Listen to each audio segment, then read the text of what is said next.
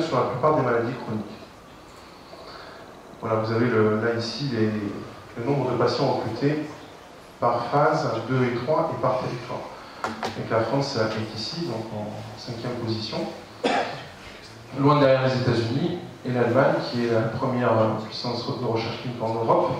Et vous voyez que l'Inde, l'Asie, se situe tout proche de notre côté. Donc beaucoup d'essais cliniques sont faits en Asie aujourd'hui, avec des transferts de technologie très importants.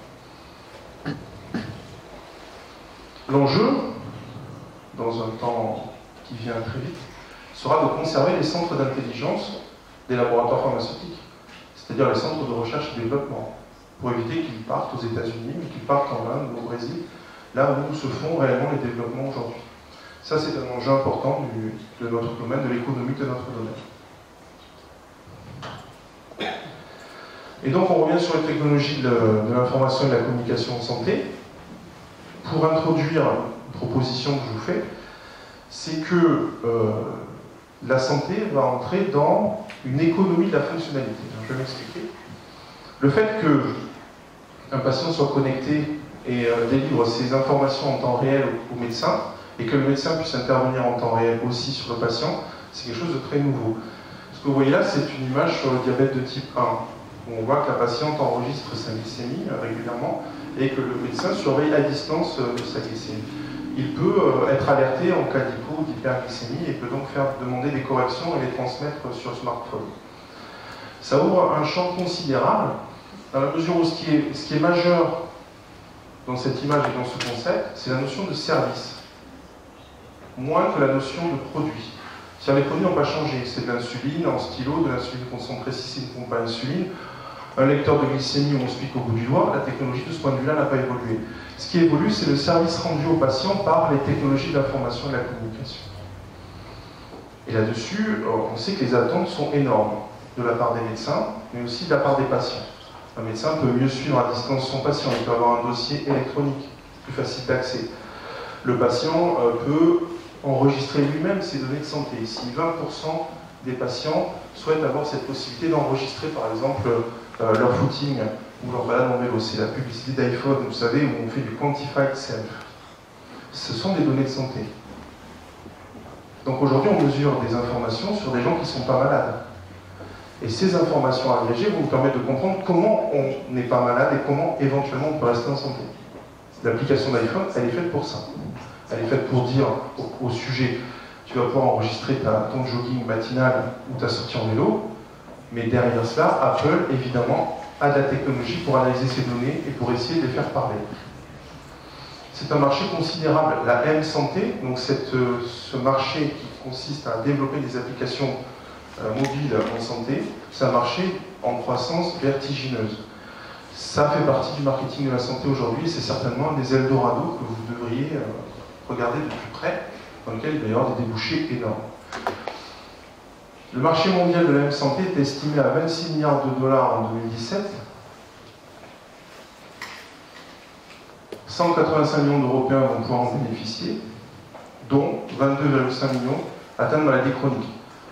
Donc peut-être moins de gens malades que de gens en bonne santé qui utilisent ces applications. On a renversé le paradigme. Ce sont les gens en santé qui utiliseront des applications de santé, et pas simplement les gens malades. Ça, c'est un changement d'époque. Les assurances maladie sont très intéressées par le sujet, car ça va leur permettre de réaliser des économies substantielles. Car une mutuelle, ou la CPM, a un intérêt, c'est que vous restiez en bonne santé. Si vous restez en bonne santé, elle a moins de médicaments à vous rembourser, elle a moins de séjours hospitaliers à vous rembourser. Donc, dans le moment qui vient, les assureurs santé vont privilégier vos comportements de santé. Est-ce qu'on va entrer dans le contrat de santé? C'est ça la question. Est-ce que je vais pouvoir acheter de la santé à ma mutuelle ou à la CPM? C'est ça la question.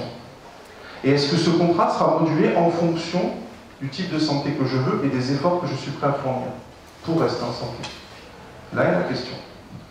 Et c'est une question à plusieurs centaines de milliards d'euros. Reste que la loi restreint aujourd'hui l'usage des données de santé.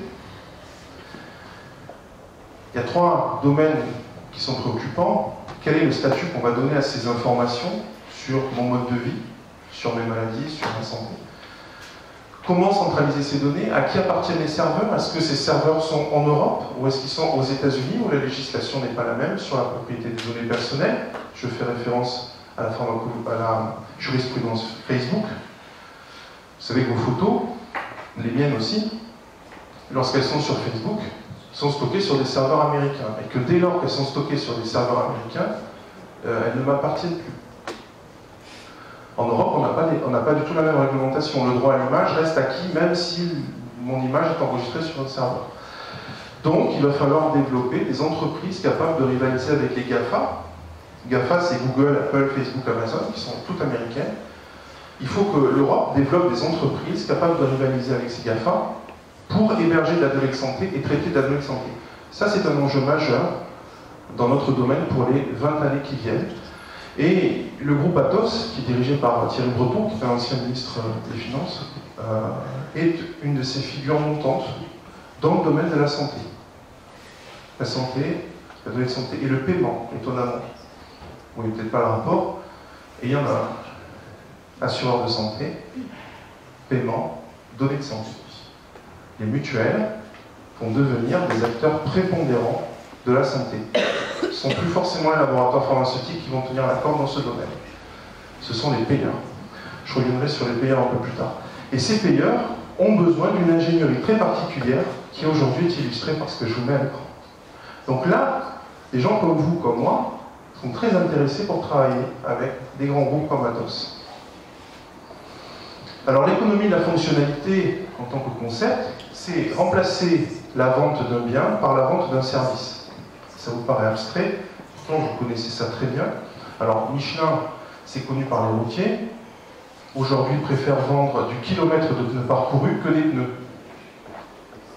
Ils vendent un contrat de pneus à une compagnie de camions. La compagnie de camions n'achète plus de pneus. Elle achète un certain nombre de kilomètres parcourus en pneus, un abonnement. Charge à Michelin de remplacer les pneus quand il le faut, etc. Michelin n'a plus du tout intérêt à ce que ces pneus s'usent vite.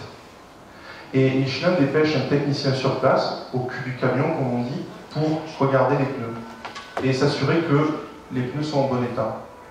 Ça relocalise les emplois. Les pneus sont fabriqués en Chine, les emplois sont relocalisés en France. D'autres exemples plus connus, Elis, dans cette université, vous allez aux toilettes et vous avez du papier Elis, vous avez du savon Elis. La faculté a complètement sous-traité cette activité. Elle n'achète plus de papier, elle n'achète plus de savon. Elle a acheté un contrat de propreté. Je veux que mes toilettes soient propres. Et je veux qu'il y ait du papier et je veux qu'il y ait du savon. Oui, c'est pas toujours vrai. Alors, mieux encore, Autolib. Autolib à Paris, ça marche très bien. On n'achète plus une voiture, on achète du kilomètre de voiture.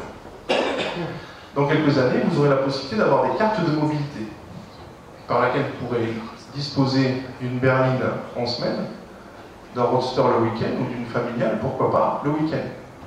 Mais ça vous permettra aussi de prendre le tramway à Montpellier, le métro à Paris, etc. Vous achèterez de la mobilité à la carte, en fonction de votre profil. Vous n'achèterez plus de voiture, vous n'achèterez plus de vélo. C'est ça l'économie de la fonctionnalité. La question que je me pose avec vous, c'est est-ce que dans le domaine de la santé, on va aller vers le contrat de santé? Est-ce que je vais pouvoir acheter de la santé plutôt que d'acheter des médicaments? Parce que finalement, moi, je m'en fous d'acheter des médicaments. Ce que je veux, c'est rester en bonne santé. Est-ce qu'il y a quelqu'un sur le marché qui va me dire, moi, je te vends la garantie d'être en bonne santé pendant les 20 prochaines années. Ça va te coûter 400 € par mois, ou 300 € par mois, je ne sais pas. Voilà, je ne sais pas. C'est une hypothèse. Alors, cette réalité-là s'inscrit dans un marché de la santé qui est réglé par un système de santé. On a bien vu, hein. Donc ça, je ne vais pas vous détailler les systèmes de santé, vous les connaissez, je veux dire simplement qu'on est dans un marché qui est administré, qui est réglé en fonction des territoires. On a différents systèmes de santé. Donc on n'attaque pas le marché français comme on attaque le marché américain ou le marché allemand. Ce n'est pas du tout les mêmes règles de financement. Nous avons un système de santé qui est extrêmement complexe en France, donc ce qui rend le marché du médicament très difficile à apprendre. Donc ça non plus, je ne vais pas vous le détailler. mais vous avez un certain nombre d'agences sanitaires qui sont déconnectées de l'État lui-même, avec l'échelon régional qui est l'ARS. L'industrie pharmaceutique intervient comme prestataire et donc comme fournisseur de médicaments dans un biotope qui est extrêmement réglementé, ce qui fait que les règles de marché sont très strictes. Pour autant, pour le 89% des Français, la santé devrait figurer au premier rang des préoccupations des hommes politiques. Or, pendant la dernière élection, on n'en a pas du tout trouvé, très peu. Et aujourd'hui, chaque Français est prêt à dépenser 570 € par individu et par an, et plus de 1200 € après 60 ans, hors remboursement mutuel et CPM. Donc c'est considérable. Le site le plus fréquenté en France aujourd'hui, c'est Doctissimo. C'est pas Google, c'est Doctissimo. C'est le site le plus fréquenté en France. Donc la préoccupation de santé, elle est énorme. De leur côté, les laboratoires pharmaceutiques sont un petit peu à la peine. Après avoir vécu les accidents Mediator, PIP, donc ils ont besoin de revaloriser leur image. Et pour cette raison, ils dépensent beaucoup d'argent dans le marketing classique, dans la visite médicale en particulier, mais aussi dans la presse. Sachant que la publicité, évidemment, est réglementée pour l'industrie pharmaceutique. Alors, dans le domaine du marketing santé, je viens d'en parler un petit peu, il y a la promotion et la publicité. Comment on va fonctionner pour promouvoir un produit de santé? On va s'intéresser aux variables qui influencent le consommateur. Et là, on va sortir de tout ce que vous avez appris finalement sur les bancs de cette université. On vous a appris de la science, on vous a appris des vérités, ou en tout cas, on vous a expliqué ce qui n'était pas vrai.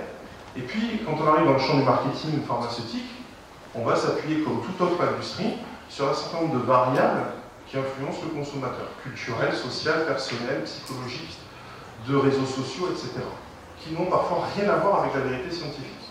Ça, c'est quelque chose qu'il faut considérer aussi.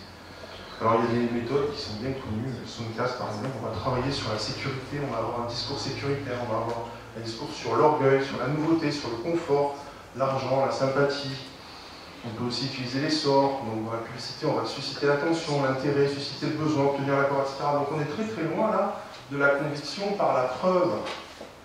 Ce qu'on fait, nous, c'est de produire des entités qui, scientifiquement, sont robustes, qui ont démontré un effet auprès de l'autorité de santé. Quand on arrive dans le champ du marketing santé, c'est tout à fait différent. On va jouer sur des paramètres qui sont presque reptiliens. Ce que je trouve magnifique, c'est cette pub. Je ne sais pas si vous la connaissez, parce que pour moi, elle illustre exactement ce que je viens de dire. Vous la reconnaissez ou pas? Donc on voit une mère et sa fille. Comment? Oui.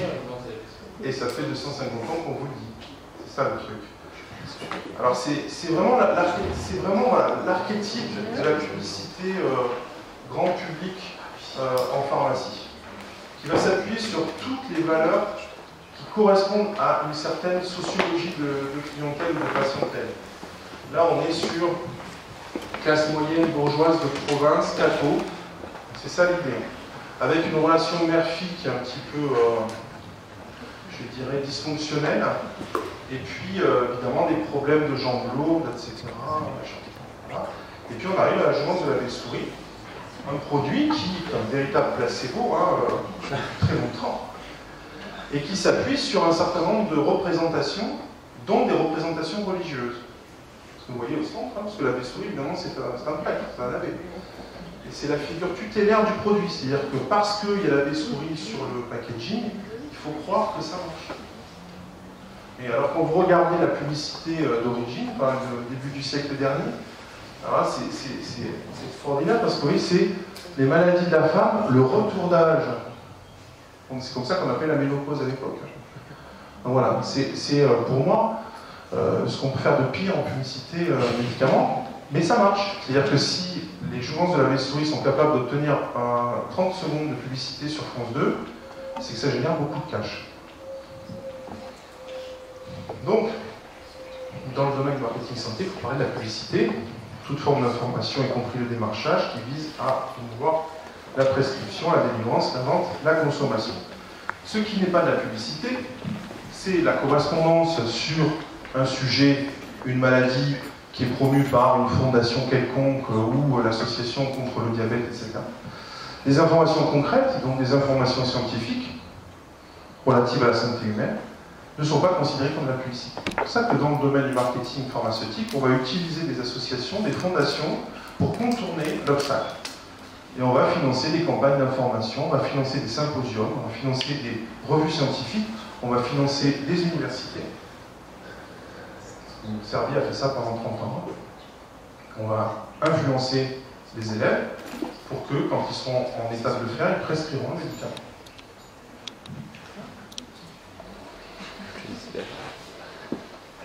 Alors,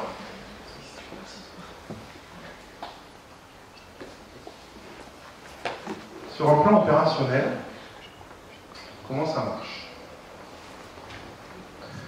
Donc le marketing dans l'entreprise pharmaceutique, c'est la fonction de gestion de l'organisation qui traite des relations avec les publics de l'organisation. Vous voyez, je reviens sur l'idée de la relation. La relation au sens le plus large, c'est la relation en interne, la relation en externe de l'entreprise, la relation avec les autorités, la relation avec les fournisseurs. Le marketing s'applique à toutes les relations de l'entreprise. Et c'est aussi, sur un plan plus concret, l'ensemble des méthodes dont dispose une organisation pour orienter les comportements, c'est-à-dire de la manipulation. Donc, dans cette logique de maîtrise des relations, on va utiliser de la manipulation. Je vous la fais très concrète, hein. Je n'ai pas beaucoup de temps, donc je vous la fais brutale. Moi, je vous fais comprendre. Communiquer, c'est un acte de commerce. C'est dans la définition, si vous regardez les mots-clés, il y a échanger. Donc communiquer, c'est entrer en relation pour échanger quelque chose. Échanger des informations, échanger des idées, échanger des produits, des services. Donc communiquer, c'est déjà un acte de commerce. D'ailleurs, c'est la même racine latine, si vous regardez. Communication, commerce, c'est la même racine. C'est pas un hasard. C'est parce que, dans les deux cas, on est dans l'échange. Quand je retiens la porte à une vieille dame et qu'elle me dit merci, on est dans un acte de commerce. J'ai fait un don, j'ai tenu la porte, elle me fait un contre-don, merci. Le commerce démarre ainsi. Souvenez-vous le souk de Marrakech. Et là, ça ne fait pas 250 ans qu'on vous lit, ça fait des milliers d'années. Ça fonctionne comme ça. Donc, la relation est la base de l'échange. Et l'échange, quel qu'il soit, même s'il est immatériel, même si c'est juste des idées, est un acte de commerce.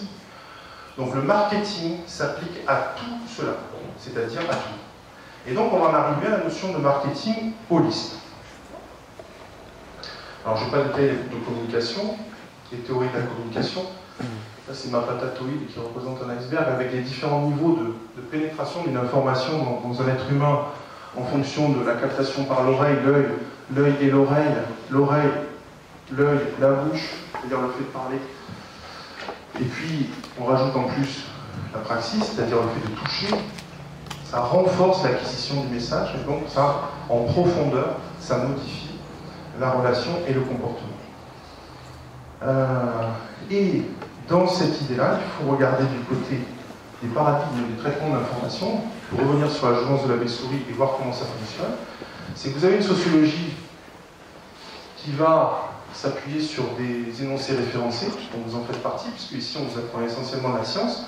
Donc ce qui va vous convaincre va plutôt être dans cette partie-là, alors que ce qui va convaincre la mère et la fille d'acheter la journée de la Bessouri, ça se situe plutôt par là. Donc c'est le paradigme du traitement de l'information n'est pas le même en fonction du niveau culturel, socio-économique, etc. Donc le marketing, évidemment, tient compte de tout cela, avec des niveaux de théorisation qui sont très différents. Je ne détaille pas. Il y a un personnage que j'aime beaucoup, que vous connaissez sans forcément connaître, qui s'appelle Marshall McLuhan, et qui a théorisé bien au-delà de tout ça. Car on pense qu'il est l'inventeur conceptuel des réseaux sociaux, alors qu'il a écrit ses thèses dans les années 50 où les ordinateurs n'existaient pas. Avec des machines de Turing à l'époque, l'ordinateur n'existait pas. Ce qui est donc à conceptualiser l'idée que le média, c'est déjà un message. Donc l'utilisation du téléphone, de l'email ou de la voix comme je le fais en ce moment, c'est déjà un message en soi. Si je fais cette conférence ici avec vous en live, ou si vous la regardez en vidéo plus tard, ça ne donne pas la même information et ce n'est pas la même communication. Donc Marshall McLuhan avait théorisé ça. De la même façon qu'il avait dit que le message est le massage, c'est-à-dire qu'on peut toucher quelqu'un physiquement avec un message, avec une émotion. Une émotion, ça modifie chimiquement l'individu. Donc on peut le toucher, comme on le ferait avec un massage. Et donc le médium étant lui-même le message. Donc le fait qu'on délivre une information dépend aussi beaucoup du support d'information qu'on va utiliser. Et c'est certainement premier. Le média est plus important que l'information. Pour vous en convaincre, regardez cette image et dites-moi quel est le message. À votre avis, qui, quoi délivre le message? Comment? La Française des Jeux. La Française des Jeux, Point P, France 2, La Poste, bien sûr. Ça vous permet de mieux comprendre pourquoi on est capable de rester 20 secondes sur un journal de 20 heures à écouter quelqu'un qui n'a rien à dire. Parce que, je ne critique pas tant tel, mais avant un match, il ne va pas délivrer la stratégie de match, Didier Deschamps. Ça, c'est absurde. Donc on veut le faire parler alors qu'il n'a rien à dire. Parce que ce qui est important, c'est que la caméra reste le plus longtemps possible devant cet écran pub. Et ça donne très soif, et le plus souvent, il y a des petites bouteilles d'eau devant, avec différentes marques de produits sucrés, soda, etc., ou des eaux minérales, pour que ce soit bien clair. Parce que, oui. Donc, Marshall McLuhan, 1950, Didier Deschamps, là on va être en 2005-2006. Même combat. Et donc tout ça, ça correspond effectivement à des théories de l'information et de la communication que je ne vais pas développer. Et ça dépend aussi de différents niveaux d'intervention de la communication sur le sujet. Ce que je vous ai déjà montré avec ma patatouille, par quel axe je vais aborder le sujet. Soit par l'angle cognitif, avec l'attention, soit sur un niveau affectif, pour essayer de le toucher dans ses désirs, dans ses centres d'intérêt, dans son émotion, soit par le conatif, c'est-à-dire je vais le mettre en action de quelque chose, je vais lui mettre un produit en main ou un service en main, je vais le faire devenir acteur de l'acte devant moi. Voilà, donc c'est des matrices qui sont utilisées par les marketeurs. On arrive à la fin, sur YouTube. Je vais respecter les amis. Pour essayer d'entrer plus dans la partie très opérationnelle du marketing, pour ceux qui seraient un jour intéressés soit de rejoindre un service marketing, soit de créer une entreprise, une start-up, et donc être confronté à l'accès au marché. Donc, comment on accède à un marché et comment on va obtenir des clients. On le fait au travers d'un plan marketing, donc il y a évidemment un business plan qui est plus large et qui inclut un plan marketing qui va analyser l'environnement, élaborer la stratégie, le plan d'action et allouer un budget à la démarche. Dans le domaine pharmaceutique, évidemment, le marché dépend du nombre d'individus diagnostiqués dans la population, mais en valeur future, car il faut 10 ans pour développer un médicament, donc il faut savoir dans 10 ans quelle sera la population. Dans 10 ans, pas aujourd'hui. Le nombre d'individus traités, non traités, etc. Les choix thérapeutiques, la répartition des patients par marque ou concurrente, et le potentiel de croissance de la pathologie. Vous pouvez avoir envie de développer une pathologie qui existe aujourd'hui, mais si vous regardez dans les lignes, vous vous rendez compte que dans 10 ans, elle existera peut-être plus, et donc vous n'avez pas intérêt à développer votre médicament. Et cette stratégie marketing est un petit peu différente lorsqu'on aborde le web marketing. Alors, le web marketing est un métier en soi.